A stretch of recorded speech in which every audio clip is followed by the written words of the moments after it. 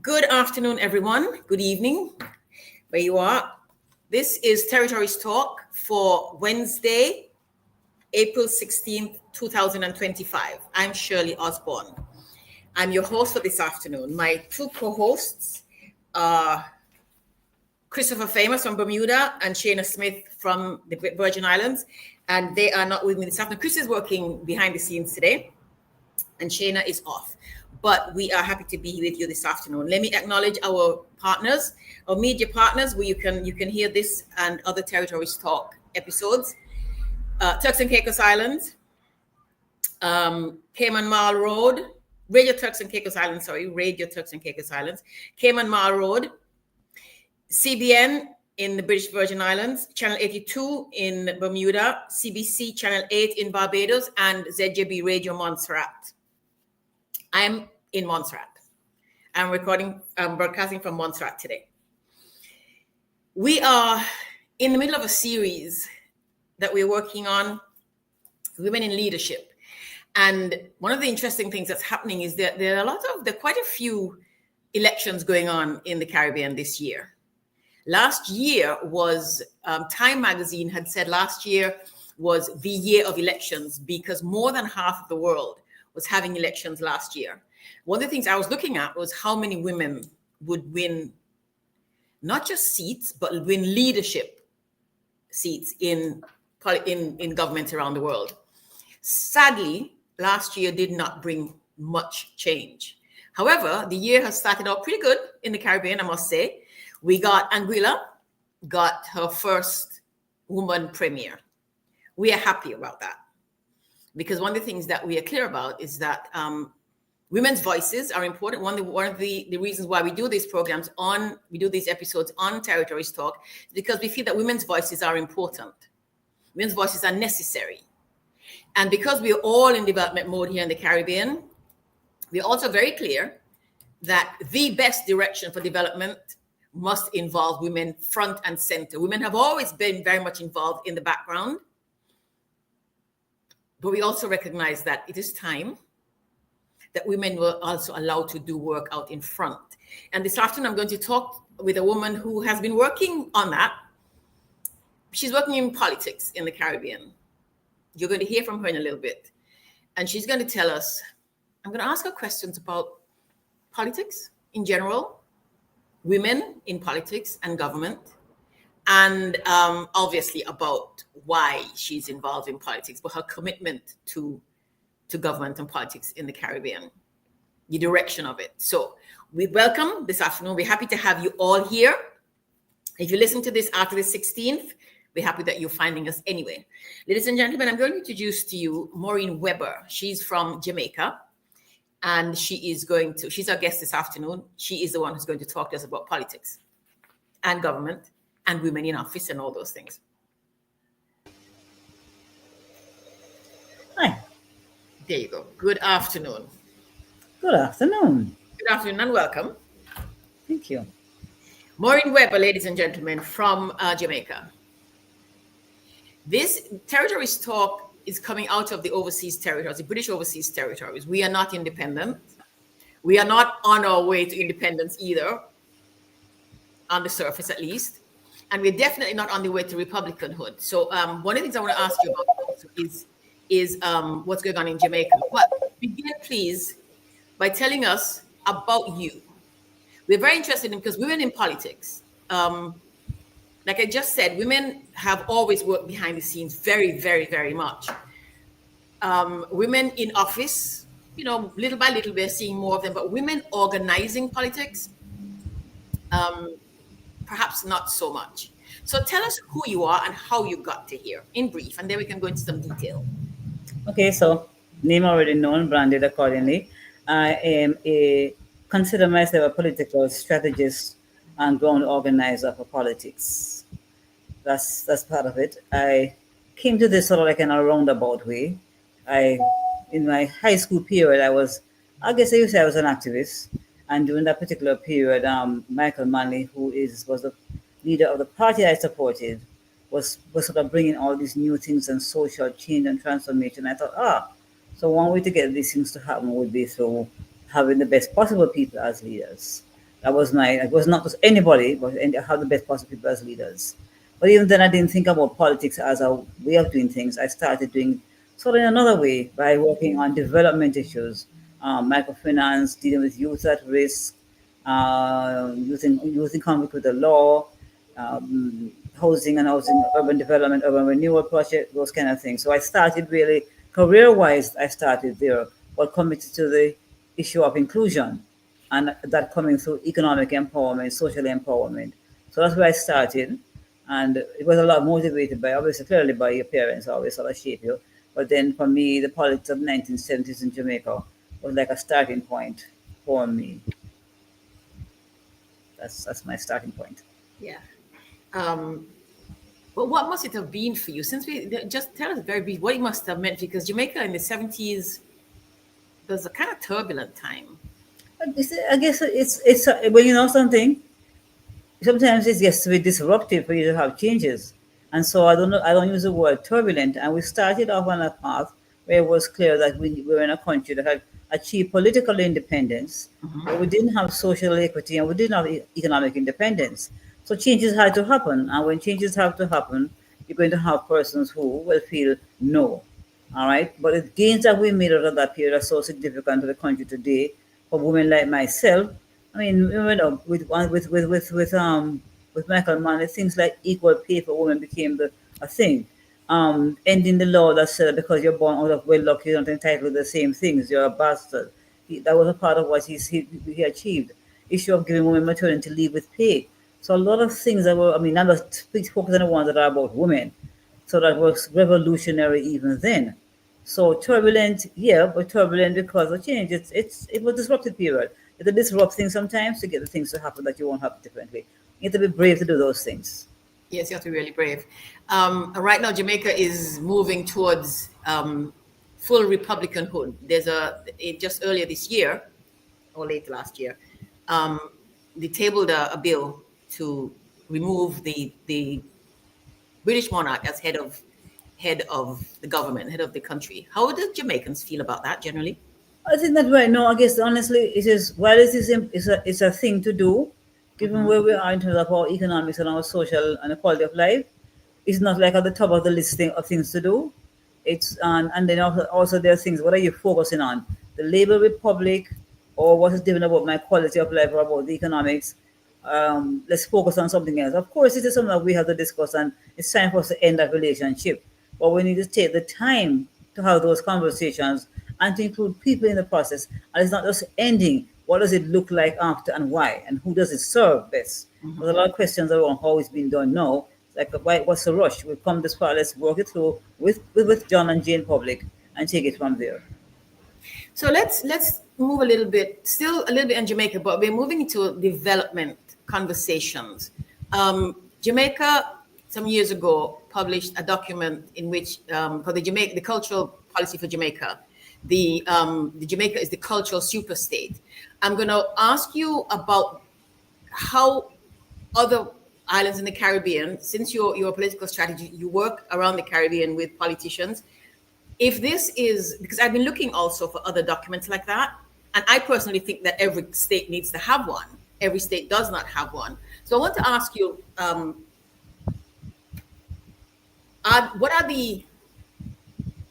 what are the drivers of development that you see in some of the islands that you worked in that give you sort of, let me say, the confidence that there is a real clear idea of where the country wants to go, like Jamaica has? Well, first of all, I do not know if, I mean, you talk about in the cultural space or in general, because I do not know even in the cultural space. I don't think we have a clear sense of where we are to go. And part of that driving thing, the primary thing as part of why I focus on campaigns and having people elected, is that it has to be the mindset of those who are leading. They have to really be attuned to the public, first of all, because they are serving them, but also they have to have a vision, not about themselves, as I'm a minister or I'm an MP, but have the drive and say, this is the focus. We're on a path to development. One of our biggest challenges, I think, in the region is that we have a cycle for elections, and that's okay. But I think because we tend to be so divided sometimes, we end up not thinking, that was a good thing, let's carry that one forward. or if I drop something that I came in and I saw, it's because of the fact that it's a different government. So I think the maturity to say this is working, carry on with it, or to say you're not carrying it forward, not because it's not yours, but because it's not good for the country. We don't have that, and we're still searching for the right kind of leaders who will come in and they will say, yeah, those two things that you are doing are good. Those two things were not going to be good for the people, and people understand that. So that's a part of what I think is important that we focus on. Because that's our biggest challenge, and I mean, it's about the fact that you're there to serve people and you're there about the development of the country and a real vision. I mean, sometimes you do a manifesto, you do a platform, and you say, I want to do these wonderful things. And we get down to the wire, you get into office, and you forget the agenda. Now, the other part of the equation is that we as the public, we have to be able to say, hello, please, knock on your door and say, you're supposed to do this and you haven't done this, and to hold them accountable. I think the best way and the way we have now as voters is to vote them out the next time. But in the meantime, we're going through this cycle of, I would almost call it a different type of underdevelopment. It's like a cycle this way, as opposed to going up, line up, up like that. Okay. Now, before we go a little further, I want you to tell us a little bit more about yourself, because we get that in secondary school you got some clarity on where you wanted to go, and you work with Mr. Manley, the Prime Minister Manley, the inspiration and so on from there. And in terms of development, you've also worked in microfinance, because you mentioned economic empowerment. There's no economic empowerment without unless you can earn your own money. In the Caribbean, we still are very much limited, very much constricted in access to finance particularly for micro businesses. So tell us a little bit about that journey, about your work in that. Well, again, I have to say, those people back to I say Comrade Manley, because that's my language, but Michael Manley, because I started off working post university in housing, in urban renewal, working in inner city communities. I started off there, worked for the USAID for a while on the same issues across the Caribbean. And then I sort of came to office of the Prime Minister, and one of the things that he was this, I call it like his second coming, post the 70s period, but he still had a passion for economic empowerment, for inclusion, for social justice. They were still on his list of things to do, despite the constraints of things like an IMF. And one of the things he thought about was access to finance for small and micro businesses. He had that. And then we started a pilot project. And then he said, you know something, let's go big with this. And so a team of us developed what was called the Micro Investment Development Agency at the time. And it was actually seeded to start lending to lenders for microfinance. So that was the start. And then I left OPM and I went to work for a private sector company and brought the microfinance kind of BE thing into my headspace and convinced them to take it as a part of their portfolio. And even then I continued on that particular journey. Microfinance became something that I felt this was the way to go. This is the way to get access to it. Because the issue, for example, for small business was collateral. And so actually removing that and focusing on a person's credit worthiness and trusting that and lending to the business idea, not to the fact that the person has a stove, a fridge, and a car. Because if you had all those things to begin with, you probably need to borrow the money. And so I started and just kept on growing. Then I started running programs for the entire Caribbean around microfinance. And that culminated, I think, about 10 years ago, or less than 10 years ago, but I was named Caribbean Microfinance Practitioner for the Caribbean, actually. So but to me, it's a part of that economic empowerment, if done right. I mean, some places now we've moved to the point where the interest rates are way too high, the onerous on small businesses. So I am concerned about that. So I still believe the concept of funding small businesses is key, but not through a mechanism which charges you significant amounts per week, but you end up in debt, and your business is collapsing. Yeah. Right now in Montserrat, we're having some conversation about that. Today I was talking with some people. And Montserrat is working on what we're calling food security, and therefore finding ways to support farmers in feeding us. And there's a lot of talk right now because the Premier has allotted money in the last budget for agriculture, and we're finding that they're going to be loans rather than grants. And considering Montserrat's level of development, people are having some questions about that. How do you see it going? I mean, just sort of in general now, after all the work you've done all these years, have we progressed? Do you think I don't even? think so. I think we have to be more creative. There's that sort of tension between loans and grants, Mhm. because you don't have unending amounts of money, and if you give it away, then you don't have it for the next tier of person who Yeah. may want it. So that's a part of the thing. Sometimes it may be money that a person that they might need, but maybe the other things, the other kinds of support, the technical support, the opportunities, and maybe a sort of a combination of loan and grant, or just more creative ways to finance, particularly in the area of agriculture, where you have to deal with the fact that we don't have really any proper crop insurance policies in the region. So it means that I borrow the money and rain come, volcano or hurricane is all over, and I have no insurance and I owe the money. So it has to be Mhm. that you look at the entire package. What is the current ecosystem that supports a smaller business or a micro business, whether it's a farmer or it's a person producing for tourism sector, and then get that right, get that mix right. Yeah. One of the other things that's really important to you, before we come to the politics, one of the other things that's really important to you in your work is people with disabilities. Tell us how you came by that, and what you see. I mean, are we taking care of our people with disabilities in the Caribbean, Ah, do you think? so we're going to stop and start by saying, why are we saying, are we taken care of? We don't need to be taken care of. We just need to have our share at the table. And so I came to this again because I have a son who is now 32 with severe um, intellectual disabilities. So Brian is nonverbal, doesn't process the spoken word, has some physical challenges, etc., sensory issues big time. So he's pretty much dependent for self care on myself or other persons. Okay, so I technically consider myself to be a part of the community because I live that every day. And no, we're not making any progress. So I mean, we make little tiny, tiny things, and it's hard and look nice. But to me, if we don't get the fact that we don't need to be taken care of, for example, I want access to education. Because when I have education and I have that opportunity, I am closer to the fact that I can get a job. Now, 80% of the people with disabilities don't get past um, primary school. We don't, our unemployment is 2 or 3 times higher than that for the national levels. No, we're not saying that. Something like 70% of us are unemployed, and the rest of us are underemployed and are exploited in some sort of different kinds of ways.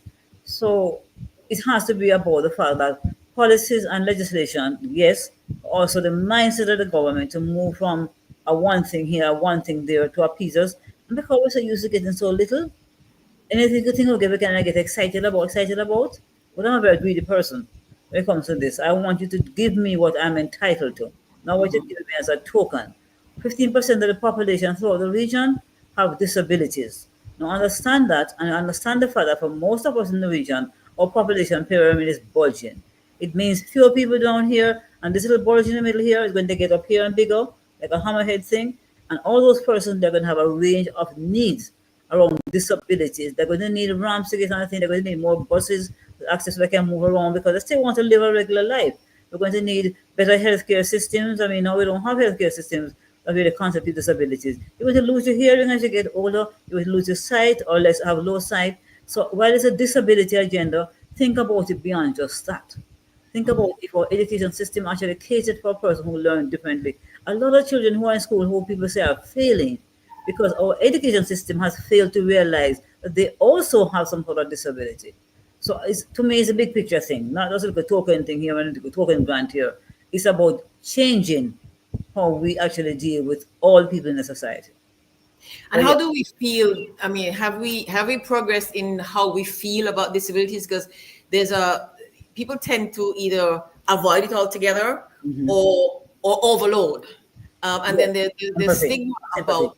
I mean, just the other day I was speaking to a friend of mine in Barbados about children and having children assessed in schools for disabilities or for learning and um, growth disabilities. And one of the things she was coming up against was parents not wanting my child to be labeled. Because you see, because we have the whole issue of public education, because we have so much stigmatized disability. There are parents who don't want even to think. So they, what they do, they push a child through some sort of a school, they still quote unquote fail and end up not able to be included in other things economically and so. because of the stigma, because the public education is not there, and also because if my child is assessed and considered to be X, where does he or she go? Because immediately those schools just throw you out or put you into some warehouse special needs school over there. Although you could perhaps learn if you had additional tools inside the traditional classroom. So Yeah. I can understand it. The stigma thing is a big thing. I mean, I remember the first time way back I was doing a radio program, and before the TV program, he says to me, "Oh, you're talking about your children. I have two children. One has a disability, one is so on and so forth." And when we were getting ready to start the interview on the TV now, he turned and he asked, leaned over to me and says, "Do you want me to ask about both your children?" I looked at him, took off the little black something, and walked out. Later for that, I'm not going to deal with that attitude. If I have two children, I have two children. Why are you asking me that question? So that means that a person is not a person. So that is the reality of how when you do the census, some people don't want to say in the census that I have a person with disability because they're afraid of how it will look. So what Yeah. happens then in the census? You're not counted. So you can't get the government to realize that you're a part of the system and you need solutions. People don't realize they're actually hurting yourself by avoiding those questions in a census, for example. Yeah. And nowadays, there's a lot of talk about autism, and people actually joke about being on the spectrum. It's a thing, because I sometimes have difficulty with the word disability, and I know America, for example, America is a land where they use euphemisms a lot. So they talk about differently abled. No, don't That's not stop. the euphemisms that I'm not quite sure I feel about it. Well, in our community, there's a convention. You're in a convention, it's very clear. We're Yes. persons with disabilities. We're not apologizing for that. And people who Yeah. are uncomfortable with that look for things like differently able or special needs. Every child has special needs. I have two children, they have special needs. So therefore you can't. That's a label. The disability is not the issue, I always explain that the disability comes from two things, right? The barriers. So I have an impairment, right? But then there's a barrier. And those two together equal my disability. So if I have Yes. access to education, even though I have an impairment, if I have you remove the barrier, which is institutional, and I have access to education, then I'm moving forward in my life for the most part. So it is a barrier that creates that thing. This impairment barrier equal disability. And so the thing is to remove those barriers, institutional, attitudinal, and environmental. Yeah, that's the disability. And how do we remove the attitudinal? I mean, that probably is the more difficult one, because you can legislate away a number of things. Yeah. Yeah, but the attitudinal one, that one's Well, generally that's public education, public awareness, our ability and willingness to speak about our reality, and saying, hey, I mean, like as I said, I'm going somewhere, Brian. I take him. He's out with me. We've traveled as far as Australia together, and this is a child who doesn't use the toilet on his own, or the place he's with me. I don't have an issue. I couldn't. I mean, it's his mother. I mean, I'm his mother. But it's people accepting, and it's a barrier you have to break down, because there are laws in some of our countries already there. But a minister may not think about it more than say, oh, I have a school over there, man, for them to go to. So in that minister's mind, he or she is thinking that they have done enough for us, because they've given us a school to warehouse our child in and keep him or her separate.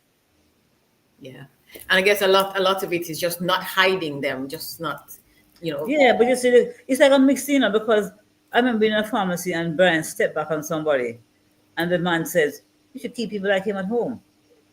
And I looked at him and I thought, you should be the one at home. Yeah, And yeah. I stood in line. So you have to have, it's like a courage, You have to have that. I'm out there. I'm entitled. It's a part of my space. So it's educating our parents to understand that you ain't done nothing wrong. They're the ones who will enjoy their problems.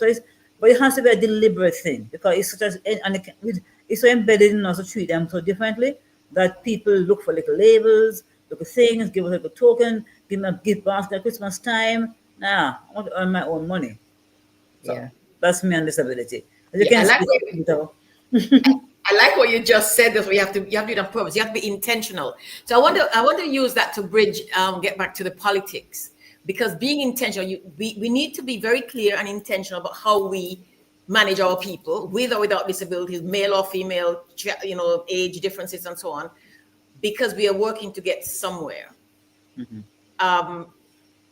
As you do your work around the Caribbean, do you get the idea, do you get the notion that we are generally very clear about where we want to go? Not necessarily details, but who we want to be, and therefore can be intentional about the decisions that we make?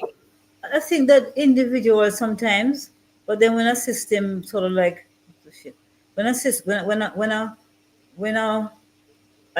government gets elected, right? Unless there almost has to be a minister of intention, like a conscience minister, who he or she said, "Hey, remember, not we're promised to do this, or we decided on doing this," because people get into their portfolios, get into their zones, don't even always see the joyousness of things. So it has a bit. So for my part, I'm as careful as I can be with who I would want to work with to help them get elected. It's not going to be perfect. For example, working with Coro in Anguilla, when we're both connected by someone who knew both of us, she is not what we would call in our language, and Chris will say this, a sister party. Because I predominantly work with progressive parties, labeled progressive parties. I've never really worked with a party that is not a sister party or in that umbrella. The AUF is basically not in that umbrella. Yeah. So I was kind of, but then it's good to have been my first female head of that I've been working with. She had just been elected as a leader of the party. She would have had to go through all those things. I said, okay. So we started cautiously and doing small things and small things. That's my core. That's a night of the victory, right? It was one of the best victories I had. Nice. We're glad you got that. Believe me. Huh? We're glad you got that. I am really happy about that. I met Cora some years ago, and I'm really happy about this. And that was it. Like with time, I realized that I also learned from this campaign so many things, that the label progressive and the behavior are necessarily the same. Because you look for them, they're listed as conservative or right of center or something like that. But her herself, she is a progressive and inclusive person. And then as I began to see the people she was carefully assembling to run on the ticket with her, I could see that they had a passion. And I thought, okay, this is really something. And as we started building out the platform for the party and getting people's ideas of what they saw, it was definitely something that you felt. I really invested in that particular campaign. In terms of time and everything, I invested in it. And really was really pleased with the outcome. Really pleased with the outcome. Yeah.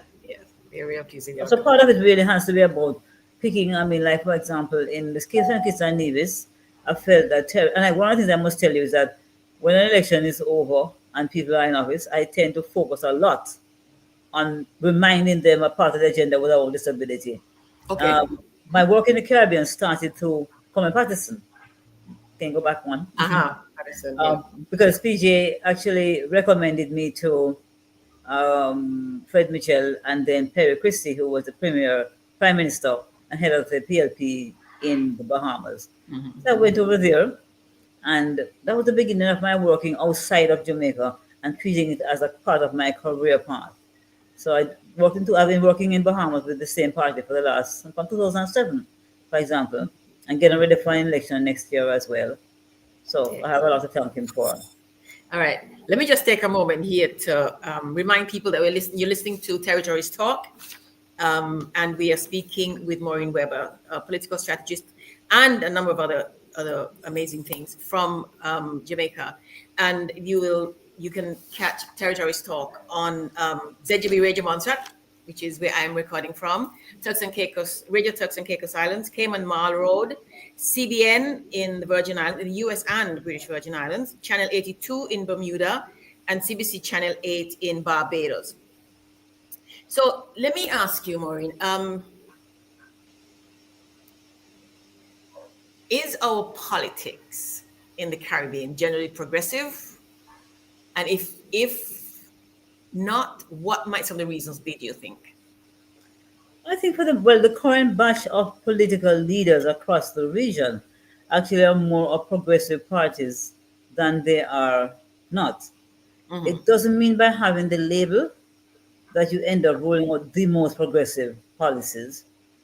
I also think that a lot of it is, even before what is now happening, that a lot of what you think you want to do when you get there, you figure you can't do it, or the political oomph to do it is not there. Of course, there are the constraints of when you get in there, you find that the economy is here or there. But honestly, I mean, I look at for example, what PM Drew is doing in St. Kitts and Nevis. I mean, the health sector is really, really moving to different levels. There is modernizing our sector, where people used to fly out for everything, fly out to do MRI, fly out to do this, and he's putting those things in place, which are important. Beginning to look seriously at the education system, working on disability policy, which they've asked me to help them on, for example. So it also is about us keeping them honest. But I think that for the most part, the leadership of the countries are the constraints they face and the lack of a minister of intention to remind them that is that really aligned? Because you just suddenly just start doing something, Yeah. You want to do something, you start doing it, and you don't realize, whoa. What did I promise again? What did I commit to? In other words, you must have your little cheese or your things up on top there, and you must say, is this a lie what I said I would do? It's like when if you're a Christian, you say, is this something am I behaving in my Christ mode or in my earth mode, so to speak? So in the same way, here are the things that I've committed to. Is it aligned? Always ask yourself, is it aligned? And be honest about it. I don't mean a cabinet retreat where you celebrate all the goals you built, but a retreat into yourself and always looking at what you promised people. Because people voted for you to deliver a better quality of life. They didn't vote for you because they figure, well, I mean, because in the past, people always had this, I'm always PNP, I'm always PLP.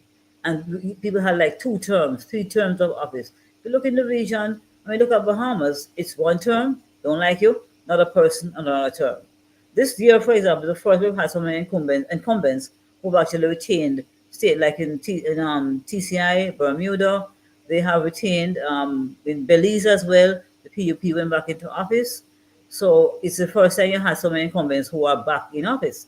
So they're going for a second term. But people vote for you for a reason. Answer to them, share with them, ask them, have the courage. Not an election day. What am I missing? Yeah.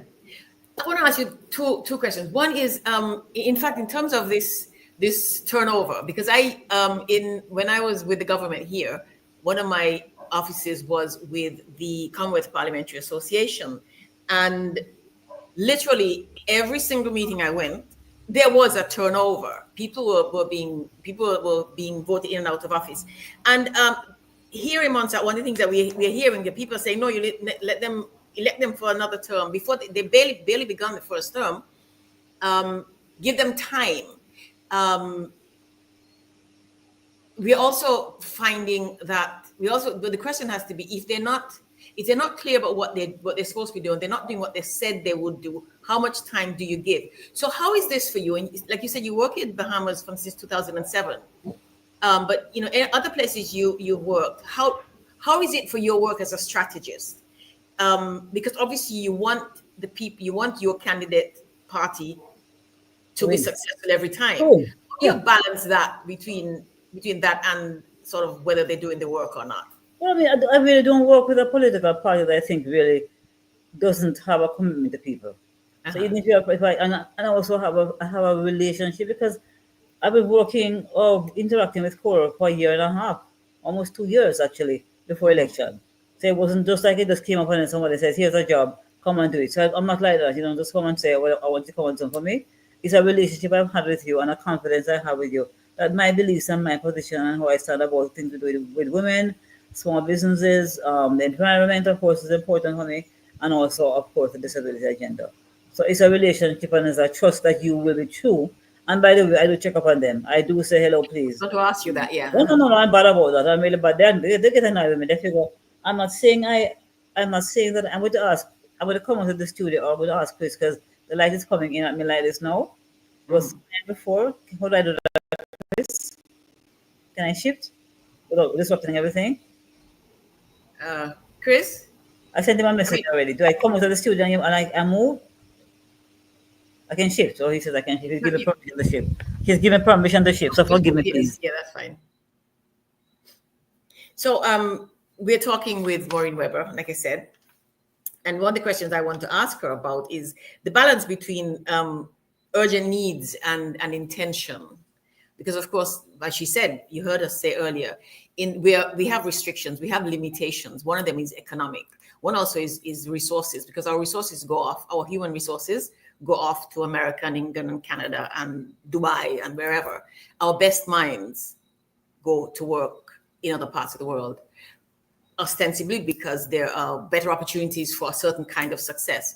I want to ask her about how politicians in the region work with that.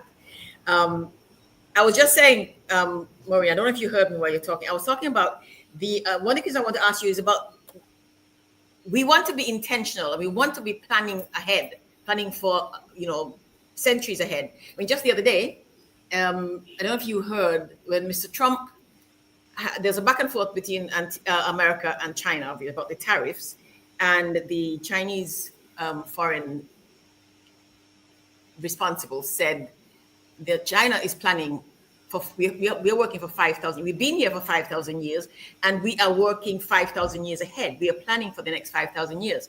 China has, they have 1.5 billion people almost. They have a strong manufacturing and economic sector. They've been doing all kinds of work to build up. In the Caribbean, we are restricted both in terms of our size, and because our people go off to other lands, our best minds have quote unquote better opportunities overseas. So it's kind of hard to balance being intentional and being clear about where you want to go, and having at the same time not having the resources and having to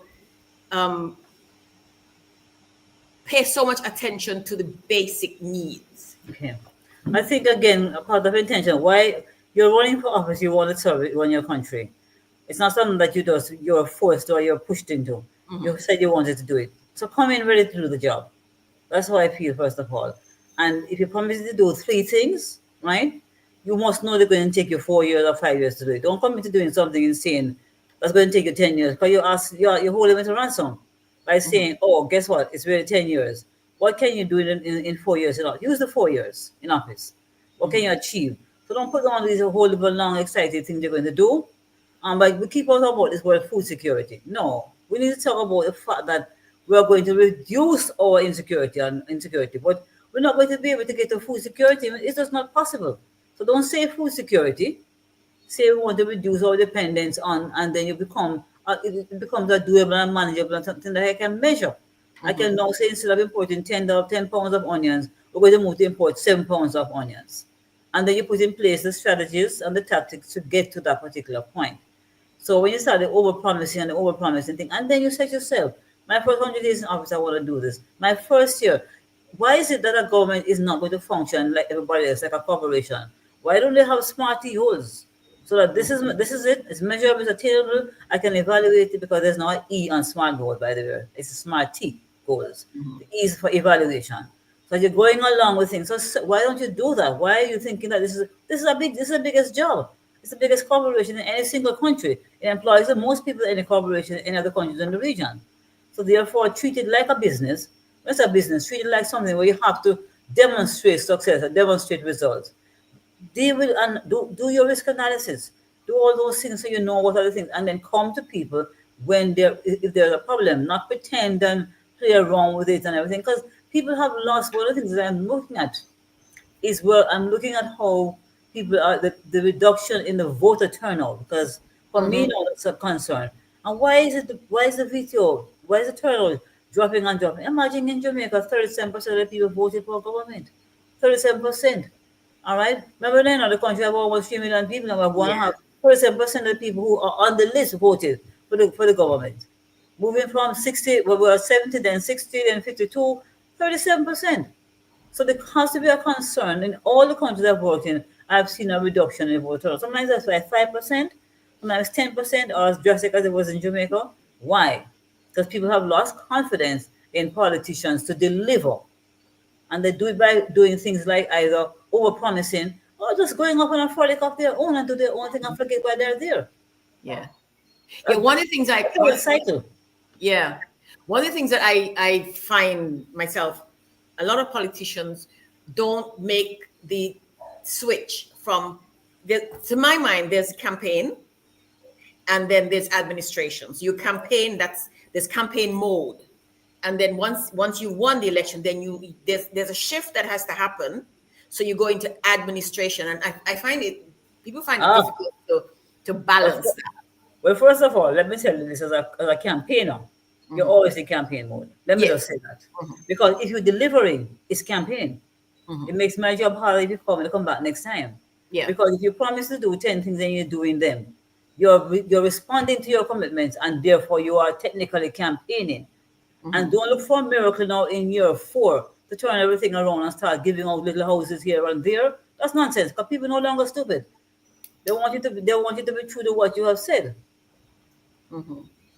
You know, So let's anytime. Go ahead. You go ahead. Sorry. Yeah, let's talk about campaign. What when you how you because I love politics, but I love campaign season. Oh, People get into, they call it what, a silly season.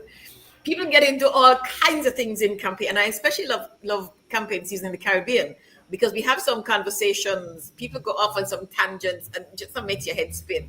How do you navigate that with your people in different islands, in different populations? Is it different? And if so, how do you it's how do you pretty much manage how that? it's you know. Remember, I think of myself more of a technocrat and a field operation person. Hmm. So I focus. I don't get involved in a silly season approach. My Uh-huh. mission is to be sure that the candidates, the campaign teams are ready, that the workers or the volunteers are prepared to execute the work of field work all the way to the election day and to bring out their voters. So that is it for me. I mean, of course, I'm concerned about what I call the air war and making Hmm. sure the air war is relevant to the ground game. Because if I don't have air cover, my troops on the ground get wiped out, just like that. But for me, it's really about focusing on getting teams ready to get the election. They're putting systems in place, ensuring that people know what they're supposed to do. Campaign managers are clear about what they need to do, build their capacity if necessary, develop tools for training workers, checking on things in the field, and people understand how. So that's what I really do in a campaign, and I project and may use numbers and data to determine what we need to win, how we do, how far we are. So that's what I really do. So I'm not a platform speaker at No, all. no, no, no. I'm never on a platform, not because I don't want to be. Okay, there I was somebody from St. Kitts, Yeah. but I mean, but let me tell you, I totally love a campaign. I like the energy of being in the field, first of all, Yes. with party workers, moving them from thinking, can I really do this? It's like another kind of development activity. Can I really do this? I can really do this in a comrade. I never did this before, And saying, yes, you can. I'm watching them get all excited about it. I like hear them talk about how they will present themselves and the candidate, watching them Hmm. transform as well. So it's a kind of development activity. But that it just gives me energies all the way Yeah. through. Yeah. I love it. I love it. Um, so so when you are working with a new candidate, right? How do you, because one of the things that I we let me just go back a little bit. The Commonwealth Parliamentary Association spent a lot of time thinking about how to Yeah, prepare. well, mhm. Where is this picture? This is in Jamaica when Chris, Kyle from I see him. Hmm. TCI, um, Kingston from Bahamas, Alula Samba, Jamaica. So we had a whole continuance of Caribbean territory people here for our conference. It was Uh-huh. 2022, right? And we went out for dinner. So that Yeah. was that. Yeah. Yeah, the CPS spends a lot of time thinking about how to prepare candidates, how to get them into the mindset that we're talking about here. You're going in to do a job, you're going in to do work that needs to have results. Um, but then you go in, and politics is tough. Yeah, I mean, I wanted to go in politics when I was a child. Since I was a child, my father kept saying, no, no, no, no, no, it's dirty business, it's tough, it's rough. Is there, and a lot of people stay away from running for office because of that. A lot of people stay away from voting also because of that. Yeah. um and so I wonder how you, when you talk to your party people, the people you work with, what are the conversations you have about that? I think, well, first of all, how you connect with voters, and how you carry and how you not carry a message as I want to do this for you or this for you, but Hmm. how you listen to what they want and then take that to the point of saying, okay, this is how we're going to work together. I think that's one of the important things. people do not trust politicians for the most part throughout our region. And that's just the cynicism is unreal. And it's something that we're going to have to be deliberate, again, intentional, it has to be intentional about working on. But for the candidates, of course, I just said, come from inside of you. We have this basic, why am I doing this? And if you can't say that in a sentence or two, how will I make a difference? I mean, I do ask people, in my case, when I'm speaking to, when I don't have new clients, I realize people have been working with for like 10, 15 years now. But I always want to know, what is your commitment to people and to the development agenda of your country? What do you understand are their needs? Are you listening to them? I go to those things and I show the importance and how difference it makes. I, for my part, I'm interested in my own party here in Jamaica. When I go to workers and I'm saying to them, okay, let's get ready for a workshop on how to canvas, how to do something, I say, comrades, here's why I'm doing this. I'm doing this because I believe that this party will listen to and act on a deliberate policy and program for inclusion of persons with disabilities. So when I leave my son and come out here into St. Elizabeth, where I was today or wherever it is, it's because of that. That's my agenda. And so I feel, and so therefore they say, oh, well, I'm giving up something, but I know it's for something that is worth it. So if you don't have an agenda, that is, you don't have a purpose for doing this, then it's going to be difficult for you as a candidate. Or even a canvasser, but the canvasser does not believe in his or her candidate, they can't go and ask for that vote. They have to say that this is a really good person. This is somebody that I believe in. I've seen him or her do something. So when a voter starts asking you 10,000 questions about the person, and you have I think, well, he's PMP or he's PLP, that ain't enough anymore. So you as a candidate have to exude I'm doing this for the right kind of reasons. And both your workers have to believe in it and be able to carry that message. So I focus a lot on that conversation. Yes. Okay, one of the things I want to ask about, obviously, is women in public office, women in politics. Every time I look at a picture of the CARICOM leaders of government, I shake my head. And I heard Mia Motley said the other day, Prime Minister Motley said the other day in Barbados Parliament, she made a comment about to do with America and the Cuban medical team. Yeah, and she said she's working with her Caribbean brothers, colleague brothers. And then she said, I wish I could say ancestors. Yeah, I remember that statement. I remember that comment. Yeah. How are we looking? First of all, there was a thing that I remember writing long ago. You need a wife.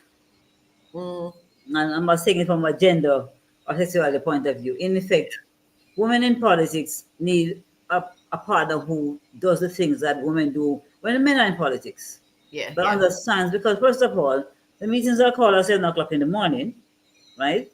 Or I go out and technically because my son is dependent on me. So if I go into the field, one morning I was getting in here like 1 o'clock in the morning, right? It meant that I have to have somebody else who stays with him. But just think about that. Young woman or who's married, has a child, wants to be in politics, is torn between that. Because people say, how do you do it all? You don't really do it all, really. All right? Because something does give eventually. It has to. In politics. There's no pretending about it. There is something that you're going to miss or drop the ball at some point in time. And we have to it's unfortunate, but it is true. It's the kindness of so as a beginning, first of all. And I always then go on to say, women do not have the network or the net worth. Yeah. Because it takes money to run a campaign. And if you don't have the network, you didn't have a Old Boys Club, you weren't in a lodge, those kind of things, it means that you have less resources to finance your campaign. You don't have the kind of network of people who have money or leverage money. And it's not something that we have been very good at building ourselves, because again, we have to be intentional about it, because our nature is to look to some man to say, that's success, and I want to get there. All right. I mean, what I do in the region now is difficult for me as a woman, because you get there and people sort of want you not to speak, or you kind of have to squeeze in your suggestion, or you have to really have a leader who believes in you. Whereas if I was a man, I mean, some of my male counterparts walk in and demand their thousands of dollars and do something. So me, no, I am there Like if I'm up in the morning at 4 and I'm finishing up in the evening at 12 o'clock in the field, because I have to prove myself. Honestly, I do. And this is after doing campaigns. Oh, that was a small campaign. It wasn't a big campaign. I mean, to me, one of my hardest campaigns was working in Anguilla, and it's 11,500 voters. Mm-hmm. But being the campaign director meant that I had multiple things I had to manage. Some people I had known for the last year because I've worked with them and building capacity and so. But managing different people, different situations, it was challenging that kind of way. But I couldn't drop any ball. I couldn't drop anything. All Yeah. right, and I couldn't appear to be unable to do things because I'm a woman. But I still want to be a woman. I don't want to act like I'm one of the guys. No, you know. Yeah, yeah. I remember when I was a child and my father was running for office, my mother did a lot of the groundwork, Mm-hmm. made sure, drafted the speeches, made sure they were correct. She was wardrobe person, she was critiqued. We used to get carted to all of the meetings because she had to go to listen and then come back and they talk about stuff. So women have always done that. And so I find it, Behind the scenes, behind the behind the scenes, scenes, yeah. and that is But really our challenge. yeah, and we don't want to be behind the scenes anymore. I mean, a No, friend of I'm mine, not going to be behind the scenes. I'm not. uh, I know for me, I said I put in my time. I think I know what I do know. I know what I do not know also. And I think yeah, we just have to just step out there like that, And also, and then we need to support each other. I started working with Cora. It wasn't a sister party. I know that famous. I always started to jibe about it when I just started. But I yeah, said, this is a female candidate, it's a female political leader. And she's starting off in that space, although she had a seed. This is a hmm, space, and this is where we were 2 years ago. No one would have thought we could have come here. So when they yeah, even called the election, they thought that we weren't ready, and we were ready yeah, yeah, from the morning after they called it. But I put in the time because I felt I would want to know that I was a part of this journey to have somebody who I think has the passion and the compassion. Okay, that's a workshop in Bahamas. Okay, have the compassion to do the things that need to be done. yeah. And so I wonder how it is that our societies, I must say, men, our societies accept that women do this wonderful work in the background. But when women present themselves for public office, they're always these there's always this serious push, and it's not just Montserrat, it's not just the Caribbean, obviously. I mean, even the United States. I remember, and not so long ago, when Hillary Clinton was running, I remember they did the CNN, I think it was in a beauty salon in DC, I think it must have been, and the women said they like Hillary Clinton and they think she's really good, but in 2016, it was 2015, 2016, women were saying, but I don't think she's supposed to be, the president is supposed to be a man. He's not supposed to be a woman.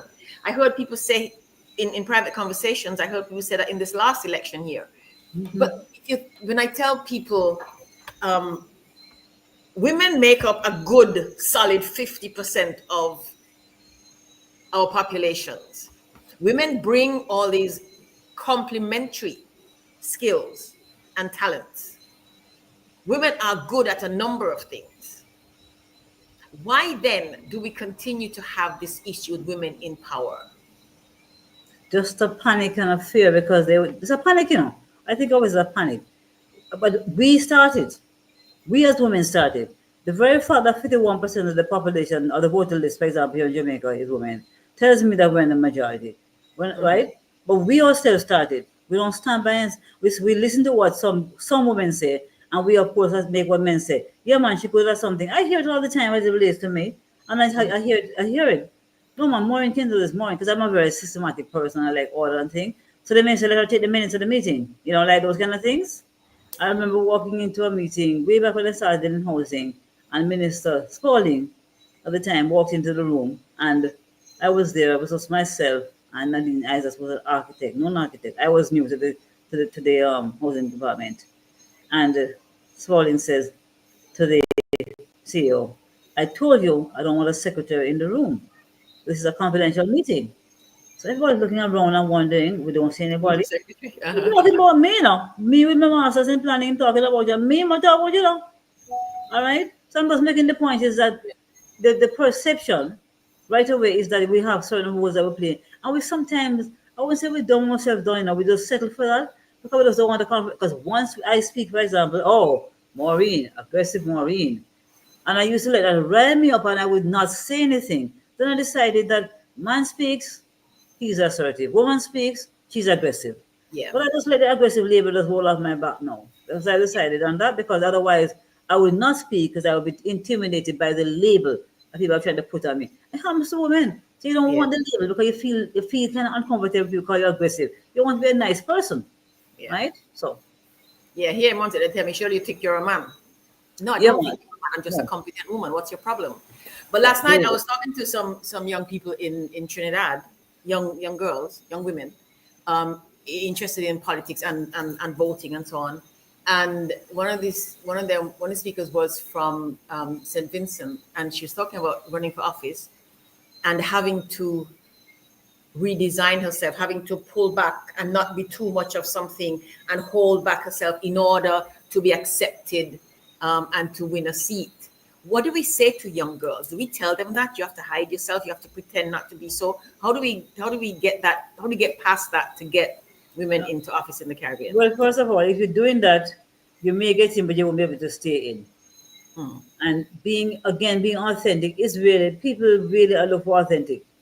I think because we have doubted ourselves, we present ourselves as uncomfortable with leading because we're not so sure. But those women who are sure and comfortable about it, they present. I mean, I look at Marsha who ran in St. Kitts and Nevis for a seat that was a battleground seat for us and won it comfortably. She had a nice slogan, running in heels, by the way. I kind of like that slogan. Yes. Really nice slogan. Well, let me just say, in 2019, I ran for office. Everybody, Montserrat, everybody in my life knows that I am a shoeholic. And we did this thing. We're connected. We're connected. We are connected. So we did this thing about shoes.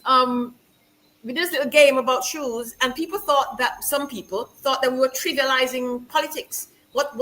Because they think it's also not supposed to be fun. Yes. Well, I always tell everybody, if you're doing anything, and I'm when I walk into the room, I say, bring your 3 E's: energy, excitement, enthusiasm. Come Yeah. to have a good time. If I'm going to do a whole day workshop with you, and you come in here and you're going to enjoy yourself, then it's all over. Yeah. If we make politics and we make it a little bit lighter, and not as intense and make it so negative, then people will gravitate back into that space. But right now, this battleground of nastiness and back in the forth type of thing. And therefore, people just don't want to be a part of that. Life is already hard, I just don't want any negative around me too as well. I'm just thinking as a voter, Yeah. So we're running out of time, actually. Let me just okay. Yes. It's a really good conversation. Let me just ask you one last thing, though. It's about this. Is it that we take ourselves our politicians take themselves too seriously? Take the issues, some of them take issues not seriously enough. We don't allow for personality and I don't just mean this as far as women are concerned, because a lot of the nastiness that comes out of politics is, to my mind, a lot of it is they take not the issue, they take themselves too seriously. No, and not so seriously. They're pompous. Not seriously. They're pompous and figure they know everything already. And they trivialize things sometimes. And I'm saying they in a generic way. When you see them failing and floundering, they have gone to the point where they figure they know everything already. So they stop this. That's why people vote you out, Yeah. The moment you get arrogant and pompous, people vote you out. Because they don't want, I put you there, I can take you out. And that's how the Caribbean voter is today. More and more. And I think campaigns are becoming more and more aggressive and more because they realize that they have the power to remove you. Or if to remove you, take it from 20 seats to 15 seats. You may still be in office, but you're going to be them in a large, smaller majority. So there you go. It was an One last question, Chris. One last question. The issue of Caribbean unity for me is a big deal, really important. I mean, that's one of the reasons why we do Territories Talk, because we feel we need to all be connected all the time. You talked about sister parties and so on. Where are we with that, do you think? Looking at politics in the Caribbean, are we any closer to being close, or? Something, I think that what is happening now and the decisions that are being made in the US, I mean, it's people might think it as awful and so, but I think there's almost like the time come for us to realize we need to be connected with each other more. I think PM Motley said it as well too. Yes. But actually the time has come for us to realize that all of us think we are something and we all gravitate toward the US space rather than talk about food security, are we doing food security insecurity? But to find some way of dealing with it from within, moving our goods and services around within our own region to support each other. So the time, the space is right for us, and also for our return to a South-South dialogue like we had before in the 70s. The time has come for that. Yes. All right. Thank you so very much. This has been Maureen Webber from Jamaica, political strategist, activist for disabilities, and a woman who is in politics, a woman who thinks politics is important and ought to be done well. And she does her work. Part of her work is supporting politicians in doing politics well. This has been Territories Talk. Thank you all very much for participating. Let me thank our media partners once again. Let me thank Radio Montserrat, which is where I am transmitting from, not the studio today, but Radio Montserrat, Radio Turks and Caicos Islands, Cayman Mall Road, CBN Radio 90.9 in Bermuda, Channel 82, Radio Sabre, I forgot, PJFE 93.9, CBC Channel 8 in Barbados. Thank you all very much for listening. Thank you, Maureen, and all the very best. Thank you very much for having me. You're welcome.